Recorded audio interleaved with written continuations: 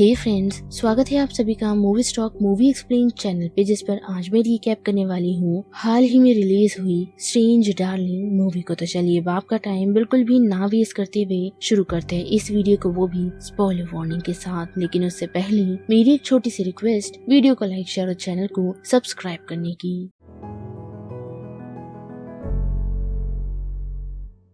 Well guys, film की कहानी 2018 और 2020 के बीच की है, जिस समय एक यूनिक अमेरिकन सीरियल किलर जो काफी जगहों पर घूम घूम कर किलिंग कर चुका था, लेकिन फाइनली उसका लास्ट किलिंग जो कि ओरेगोन के फॉरेस्ट में हुआ था, हमें वो सिनेरियो इस मूवी में दिखाया गया है। और जैसे ही उस सीरियल किलर की इंफॉर्मेशन पुलिस ने सभी लोगों को बताई जो कि आई विटनेस भी थे, तो सारा लॉ एंड एनफोर्समेंट और साथ ही पब्लिक हैरान हो गई थी। वेल, जैसे कि मैंने बताया ही कि ये एक सीरियल किलर की कहानी है जिसे 6 चैप्टर्स में बांटा गया है, और हमें सबसे पहला चैप्टर 3 दिखाया जाता है, जिसका नाम can you help me please है। जिस चैप्टर में हम एक ब्लीडिंग वुमेन को देख पाते हैं, यानी से खून से लथपथ एक औरत को देख पाते हैं जो एक शख्स जिसे हम द डीमन कहेंगे उससे भाग रही होती है। पर अनफॉर्चुनेटली वो शख्स उसकी कार को रोकने में कामयाब होता है, वो भी उस पर शूट कर, जिस वजह से उस लेडी की कार क्रैश कर जाती है। पर एनी हाउ वो लेडी उस कार से बचकर निकलने में कामयाब होती है, और साथ ही उस डीमन से बचने में भी, जिसका पीछा वो कर तो रहा है। लेकिन हम देख पाते हैं कि वो लेडी का कान काफी जख्मी हो चुका है, मानो जैसे उस शख्स ने उस पर शूट किया हो, जिस वजह से वो फॉरेस्ट में दौड़ती है और वहाँ उसे कुछ शराब मिलती है, जिससे वो कुछ पीकर अपने कान पर डालती है ताकि उसका इन्फेक्शन ना बढ़े। पर नोटिस कर पाती है कि वो डीमंस के पीछे है, जिस वजह से वो आगे बढ़ना शुरू करती है और उसके सामने एक फार्म हाउस आता है, जिस डोर पर वो नॉक करती है और उनसे मदद की भीख मांगती है। और हम देख पाते हैं कि वो कपल उसकी ऐसी हालत देख काफी हैरान है। जिसके बाद ये चैप्टर शिफ्ट होता है चैप्टर 5 की तरफ, जिसका नाम हियर किटी किटी है। जिस चैप्टर में हम उसी डीमन को देख पाते हैं जो उस लेडी को ढूंढते हुए फार्म हाउस आ पहुंचा है, जिसके हाथ में एक राइफल है और वो उस राइफल के साथ सब जगह उसी लेडी को ढूंढ रहा है। जिसके साथ साथ हम ये भी देख पाते हैं कि उस कपल ने जिसने उस लड़की को घर के अंदर लिया था, उसमें से लड़की की मौत हो चुकी है। साथ ही वो डीमन लेडी को ढूंढने में कामयाब होता है, जिसे ऐसा लगता है कि वो फ्रीजर में है, जिस वजह से वो उसे शूट करता है, जिस कारण वो लेडी जोर जोर से चीखना शुरू कर देती है और फ्रीजर ओपन करते ही डीमन उस लेडी को नॉकआउट कर उसे बेहोश कर देता है। और यहाँ पर चैप्टर 5 खत्म होता है, जिसके बाद ये चैप्टर 1 की तरफ शिफ्ट होता है, जिसका नाम मिस्टर स्नफल है, जहाँ हम देख पाते हैं कि वो लेडी और वो डीमन पहली बार मिले हैं, जो दोनों ही वन नाइट स्टैंड के लिए एक रिमोट मोटल में ठहरते हैं, जहाँ हम उस लेडी को देख पाते हैं जो अपनी सेफ्टी को लेकर काफी वरीड है, और वो उस डीमन से यही पूछती है और साथ ही प्रॉमिस भी करवाती है कि वो कोई किलर नहीं। जिसके बाद वो दोनों रोल प्लेस करते हैं, जिसमें डीमन उस लड़की के हाथ को बांध उसे चोक करता है, वो भी तब तक जब तक लेडी उसका सेफ वर्ड इस्तेमाल नहीं कर लेती, जिस वजह से वो रुक भी जाता है। और फिर वो दोनों एक क्विक ब्रेक लेते हैं, लेकिन फिर से शुरुआत करने से पहले वो लेडी डीमन को उसके साथ और एग्रेसिव और रोल प्ले को ज्यादा डोमिनेटिंग बनाने के लिए कहती है, जो वो डीमन करता भी है। जिसके साथ साथ हम देख पाते हैं कि वो लेडी उससे काफी डर जाती है, जिस वजह से डीमन शांत हो जाता है और रुक जाता है, वो भी उस लेडी की सेफ वर्ड कहने पर। लेकिन फिर उन दोनों के करीब आते ही लेडी कुछ नोटिस करती है, जो देख वो काफी शॉक है। और यहाँ पर ये चैप्टर खत्म होता है, जिसके बाद चैप्टर शिफ्ट होता है चैप्टर 4 की तरफ, जिसका नाम है द माउंटेन पीपल। यानी कि हमें इस चैप्टर में उस बूढ़े कपल की स्टोरी बताई जाती है, जो दोनों ही उस लड़की के घर पर पहुंचने से पहले काफी खुश और अपनी ही एक अलग जिंदगी बिता रहे थे। पर जैसे ही उन लोगों की नजर उस लेडी पर पड़ी जो उनकी डोर स्टेप पर हेल्प लेने के लिए आई थी, जिसे देखकर फ्रेडरिक और जेनेविक काफी हैरान हो गए थे, जिस वजह से जल्द उन लोगों ने उसे घर के अंदर लिया, साथ ही उसे कपड़े और खाना ऑफर किया। जिसके साथ साथ उसकी चोट देखकर उन लोगों ने उसे मेडिसिन भी प्रोवाइड की। और फ्रेडरिक उसकी हालत देखकर इतना हैरान था कि वो बार बार लेडी से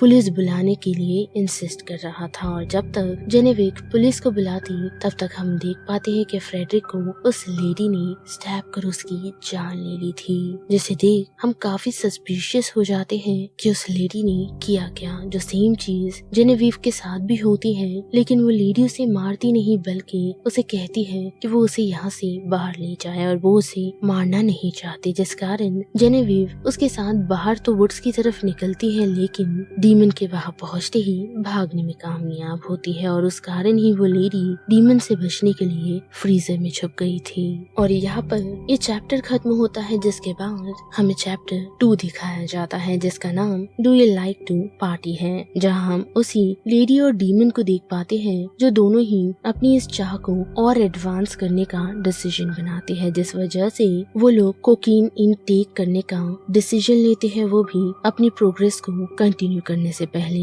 जो वो लोग करते भी हैं। लेकिन हमें और साथ ही डीमन को पता चलता है कि लेडी ने उसे सीक्रेटली जो ड्रग्स दिया था वो ड्रग्स नहीं बल्कि केटामाइन था, जिस वजह से वो शख्स कुछ भी नहीं कर पाता और रास्ते में ही जाते हुए गिर जाता है, जिस वजह से वो लेडी उसे वापस उसी मोटेल रूम में ले आती है और डीमन को बताती है कि वो सिर्फ एक अच्छा टाइम बिताना चाहती थी, जो उसने बिता लिया है। जिसके बाद हम देख पाते हैं कि वो लेडी नाइफ की मदद से डीमन के चेस्ट पर ईएल लिखती है और साथ ही उसे बार बार इलेक्ट्रिक शॉक भी देती है, जिसके बाद इंजॉय कर वो वॉशरूम में बैठकर जब उसी के वॉलेट को चेक कर रही होती है तो उसे पता चलता है कि वो डीमन एक पुलिस ऑफिसर है, जिस वजह से वो नाइफ लेकर उसे मारने के लिए पहुंचती है और उसे जैसे ही वो चेस्ट पर स्टैब करने ही वाली होती है तो डीमन उसके लेफ्ट ईयर को उसकी कंसील्ड पिस्टल से शूट कर देता है और मौका देखते ही वो लेडी उस मोटल से भाग निकलती है, जिसके बाद पास ही की एक लोकेशन पर पहुंच वो मोटल की लेडी से हेल्प मांगती है, जो उसकी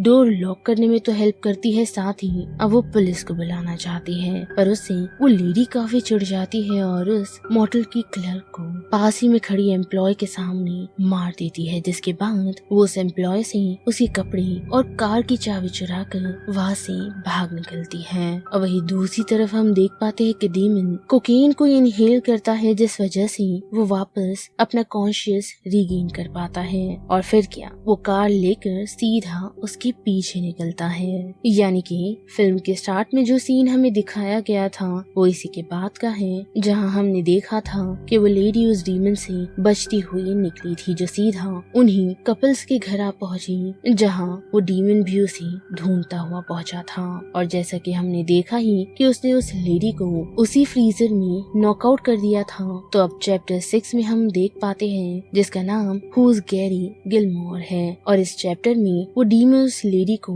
उसी फ्रीजर से हैंडकफ कर देता है और 2 पुलिस ऑफिसर को उस सीन पर बुलाता है ताकि वो लोग इसे हिरासत में ले सकें। जिसके बाद हम देख पाते हैं कि वो लेडी डीमन से ये कन्फेस करती है कि उसकी ये इच्छा है कि वो अपनी मौत गैरी गिलमोर की तरह चाहती है। और अगर आप लोगों को नहीं पता तो गैरी गिलमोर भी एक अमेरिकन क्रिमिनल था जिसने काफी इंटरनेशनल अटेंशन को ग्रैब किया था। वेल तो बड़े फिर से मूवी की तरफ जहाँ हम देख पाते हैं कि वो लेडी डीमन से ये कहती है कि जो भी उन लोगों के बीच हुआ उसने उस पल में सच में डीमन को चाहा था और इतना कहकर वो उस पर उन्हीं कपल के बनाए हुए बेयर स्प्रे को स्प्रे कर देती है, जिस वजह से डीमन उसे रोकने के लिए उसके करीब जाता है। जिस मौके का फायदा उठाकर वो लेडी उसकी जुगुलर वेन को बाइट कर लेती है, जिस वजह से डीमन का काफी खून बहना स्टार्ट हो जाता है। और जैसे ही वहाँ डीमन के 2 पार्टनर आते हैं, गेल और पीट, तो लेडी की ऐसी हालत देख वो लोग उसे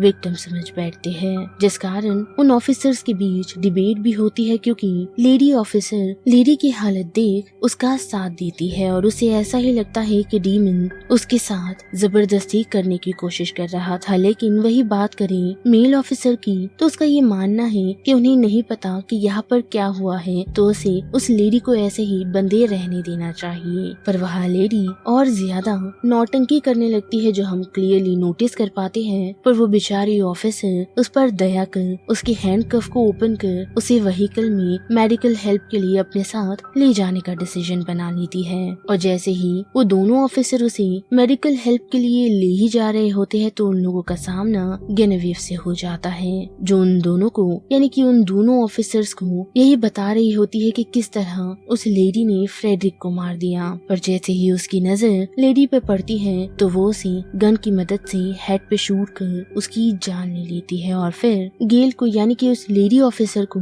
कार से बाहर निकलने की अपॉर्चुनिटी देती है और पीट को ड्राइव करने के लिए कहती है। जिसके बाद ये सीन कट होता है और हमें एपिलॉग दिखाया जाता है जिसका नाम द इलेक्ट्रिक लेडी है। यानी कि जिस लेडी को हम अब तक देखते आए हैं उसका नाम द इलेक्ट्रिक लेडी है, जो एक सीरियल किलर है और वो अब पीट को कार स्टॉप करने का ऑर्डर देती है। जिसके बाद जब वो ये सोच ही रही होती है कि उसे अब करना क्या चाहिए तो हम उसी दौरान देख पाते हैं कि पीट उससे पूछता है कि उसने द इलेक्ट्रिक लेडी बनकर इतने लोगों को क्यों मारा, जिसके जवाब में वो लेडी उससे सिर्फ यही कहती है कि कभी कभी वो लोगों को लोगों की तरह नहीं देखती क्योंकि वो लोग उसे इंसान नहीं बल्कि डेविल नजर आते हैं। और इतना कहकर वो पीट को भी शूट कर वहाँ से निकलती है। लेकिन रास्ते में जाते हुए यानी कि चलते हुए उसका सामना एक फीमेल ड्राइवर से होता है जो उसकी ऐसी हालत देख उसे टाउन तक राइड देने का ऑफर देती है।